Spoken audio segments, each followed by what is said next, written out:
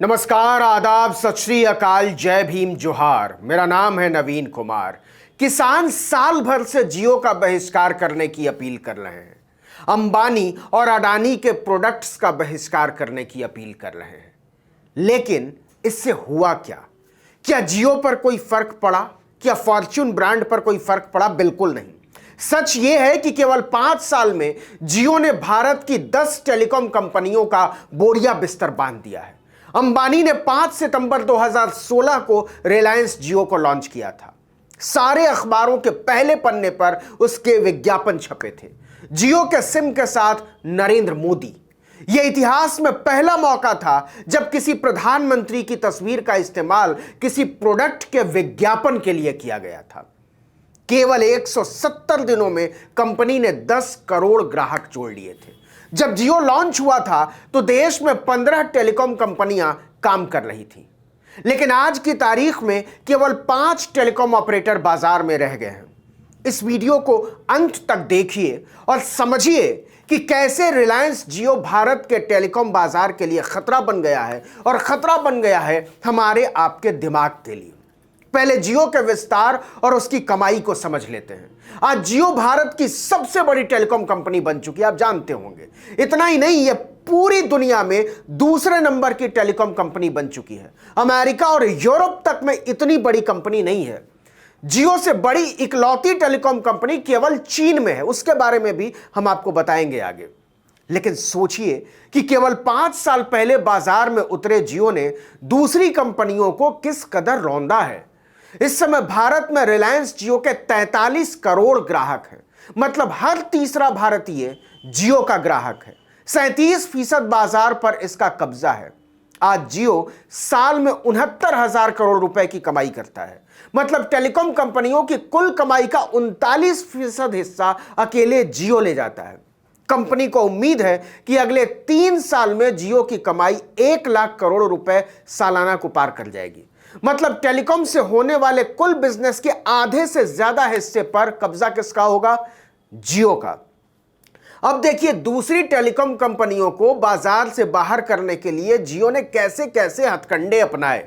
5 सितंबर 2016 को जब जियो लॉन्च हुआ तब जापान में 1 GB डाटा के लिए महीने में खर्च करने पड़ते थे $30, कोरिया में $18, इंग्लैंड, जर्मनी और चीन में लगभग $15 का खर्चा लगता था, अमेरिका में $10 और भारत में डेटा सबसे सस्ता था $4, यानी कोई 250 रुपए में 1 GB डाटा। जियो ने लॉन्चिंग के साथ इस मॉडल को ध्वस्त कर दिया। पहले 3 महीने तक अपने ग्राहकों को मुफ्त में डेटा देना शुरू किया, वो भी 4G data, super fast speed के साथ। यह कमाल का था। आपको याद होगा जियो का सिम लेने के लिए उसके स्टोर्स के बाहर कैसे लंबी लंबी लाइनें लगा करती थी। मोबाइल फोन बेचने वाली कंपनियों ने फोन के साथ जियो का सिम फ्री की आकर्षक योजनाएं लॉन्च कर दी थी। नतीजा यह हुआ कि कंपनी ने पहले ही महीने में 1,60,00,000 ग्राहक जोड़ डाले। 83 दिन में जियो के 5 करोड़ ग्राहक बन चुके थे। बाद में जियो ने मुफ्त डेटा की योजना को 2017 तक बढ़ा दिया। ज्यादा डेटा के लिए एक एक परिवार ने कई कई सिम कार्ड लिए क्योंकि यह मुफ्त था। नतीजा यह हुआ कि रिलायंस ने मुफ्त डेटा की योजना बंद की जब तब तक लोगों को जियो की लत लग चुकी थी। 21 फरवरी 2017 तक उसके 10 करोड़ से ज्यादा ग्राहक बन चुके थे। यह वो दौर था जब बाजार में वोडाफोन, एयरटेल और आइडिया का जलवा हुआ करता था। जियो की वजह से उनके ग्राहक तेजी से उनकी सेवाएं लेना बंद कर रहे थे। इन कंपनियों ने telecom regulatory authority of India यानी ट्राई का रुख किया कि जियो फ्री सेवा देकर अनैतिक तरीके से बाजार से अपनी प्रतिस्पर्धी कंपनियों को बाहर करना चाहता है।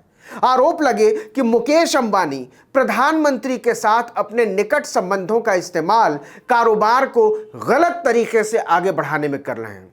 पीएम मोदी का नाम आने के बाद 6 अप्रैल 2017 को telecom regulatory authority of India यानी ट्राई ने 3 महीने वाले फ्री बेनिफिट्स को बंद करने का आदेश दिया। जियो को मजबूर होकर 1 अप्रैल 2017 को फ्री ऑफर बंद करना पड़ा। लेकिन इसके बाद उसने जो प्लान लॉन्च किया वो बाकी कंपनियों के मुकाबले बेहद सस्ता था। 149 और 499 रुपए का मासिक प्लान। 25 जनवरी 2018 को तो जियो ने दूसरी टेलीकॉम कंपनियों को खत्म करने के इरादे से एक प्लान ऐसा लॉन्च किया जो केवल 49 रुपए महीने का था। इसके साथ कंपनी एक फोन भी मुफ्त दे रही थी। इस प्लान के लॉन्च होने के केवल 1 महीने के भीतर जियो प्राइम के ग्राहकों की संख्या 17.5 करोड़ हो गई। दूसरी कंपनियों के पास जियो के इस आक्रामक अभियान से निपटने के लिए न तो पूंजी थी और न ही कोई विस्तृत कार्य योजना। इसका नतीजा यह हुआ कि कंपनियां बाजार से निकलने के बारे में सोचने लगी। अप्रैल 2011 तक देश में टेलीकॉम की कुल 15 कंपनियां काम कर रही थीं। आज की तारीख में केवल 5 बची हुई हैं।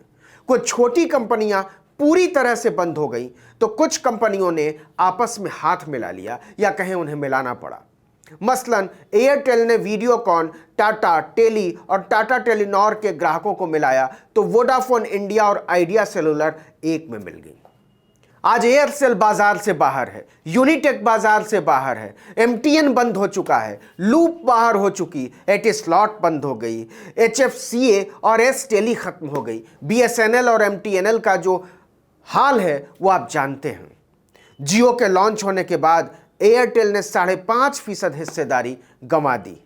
इसी तरीके से वोडाफोन आइडिया ने 12% हिस्सा गंवा दिया। नतीजा आज चाइना मोबाइल के बाद दुनिया की दूसरी सबसे बड़ी कंपनी रिलायंस जियो बन चुकी है।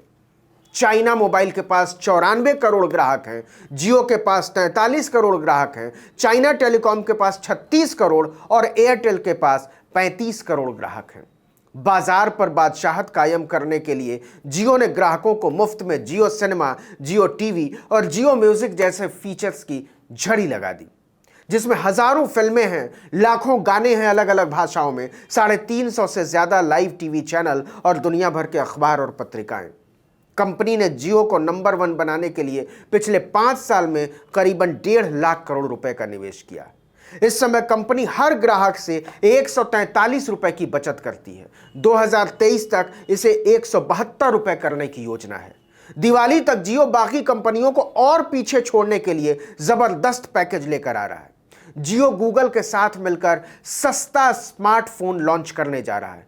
इसकी कीमत केवल 3500 रुपए होगी, लेकिन इसे केवल 500 रुपए के डाउन पेमेंट पर खरीदा जा सकेगा। बताते हैं कि यह दुनिया का सबसे सस्ता स्मार्टफोन होने वाला है। तो इसका मतलब क्या हुआ?